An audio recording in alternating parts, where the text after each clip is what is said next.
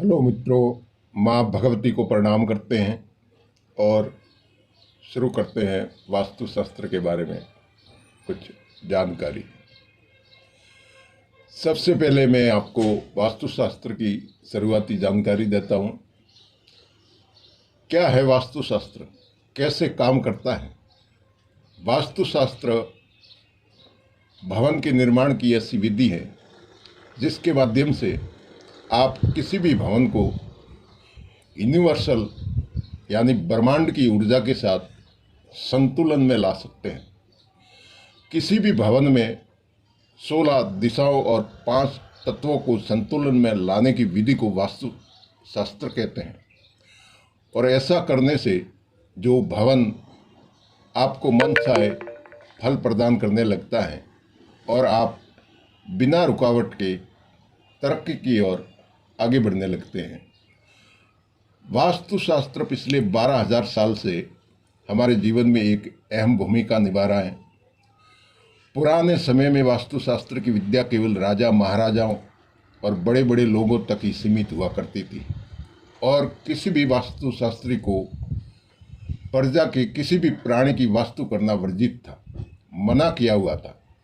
ऐसा करने पर उन्हें मृत्युदंड भी दिया जा सकता था। लेकिन प्रजा में भी इच्छा थी, जिज्ञासा थी यह जानने की कि राजा महाराजा जो भी निर्णय लेते हैं, जो भी फैसला लेते हैं, वह एकदम सटीक कैसे होता है। राजा को हर निर्णय का अच्छा फल ही क्यों मिलता है। प्रजा ने इसका पता लगाया और प्रजा में ये बात फैल गई कि राजा जो भी निर्णय लेता है, जो उन्हें अच्छे फल प्रदान करते हैं, वह अपने वास्तु सलाहकारों से पूछ कर लेता है।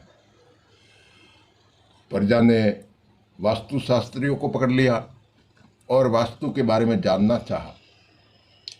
वास्तुशास्त्रियों को वास्तु के बारे में कुछ भी बताना मना था, पर प्रजा सब कुछ जानना चाहती थी।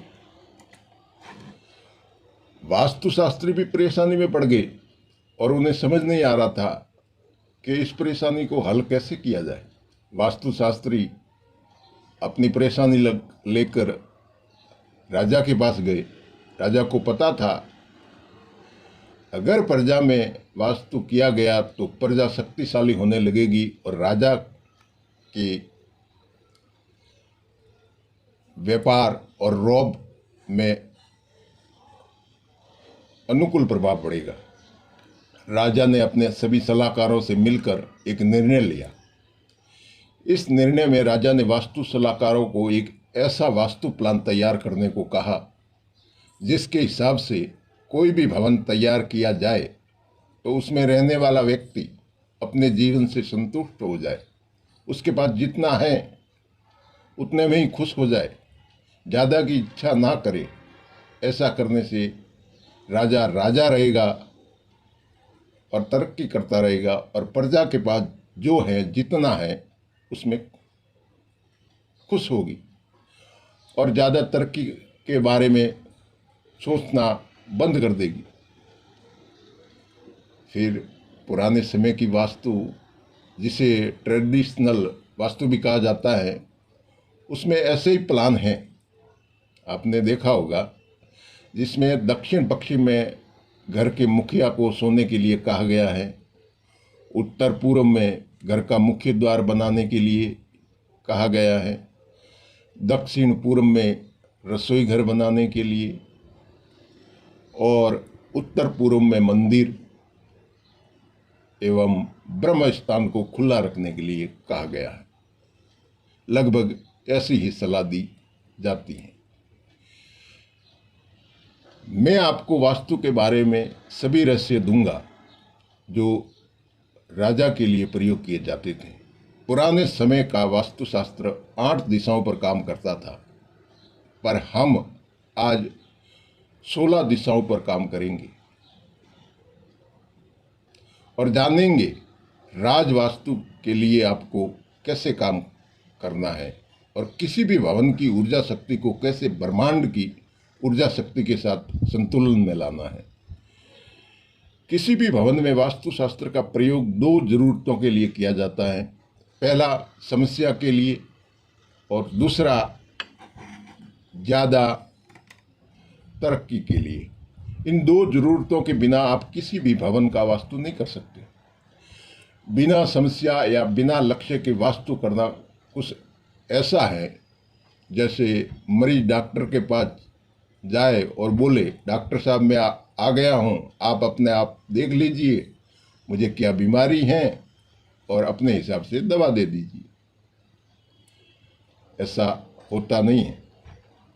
आपने देखा होगा आजकल वास्तु वाले किसी भी भवन में प्रवेश करते ही कंपास निकाल कर या वहाँ घूमते और क्या सही है क्या गलत है बताना शुरू कर देते हैं। पर हमें ऐसा काम नहीं करना है। हम या तो समस्या का समाधान करेंगे या लक्ष्य की प्राप्ति। किसी भी भवन में जाने से पहले नक्शे का होना जरूरी है। नक्शे पर वास्तु दोष का समस्या से मिलान करना जरूरी है कि उस भवन में रहने वाले लोगों को क्या समस्या है और इस भवन में क्या वास्तु दोष है। उस दोनों का मिलान होना जरूरी है। इसके बाद ही भवन पर जाकर बाकी चीज़ों को देखा और समझा जा सकता है। आइए जानते हैं कि किसी भी नक्शे पर 16 दिशाओं को अंकित कैसे किया जाता है। ऐसा करने के लिए सबसे पहले आपको भवन की उत्तर दिशा की डिग्री के बारे में पता होना चाहिए। उत्तर दिशा की डिग्री लेना एक महत्वपूर्ण कार्य है, क्योंकि इसमें अगर 4 से 5 डिग्री की गलती या फर्क है तो घर के मुख्य द्वार के परिणाम समस्या उससे मेल नहीं खाएंगे। जो मुख्य द्वार के परिणाम आ रहे हैं और जिस डिग्री पर मुख्य द्वार हैं और उस घर में जो समस्या है वो दोनों मेल नहीं खाएंगे और आगे का काम भी खराब हो जाएगा।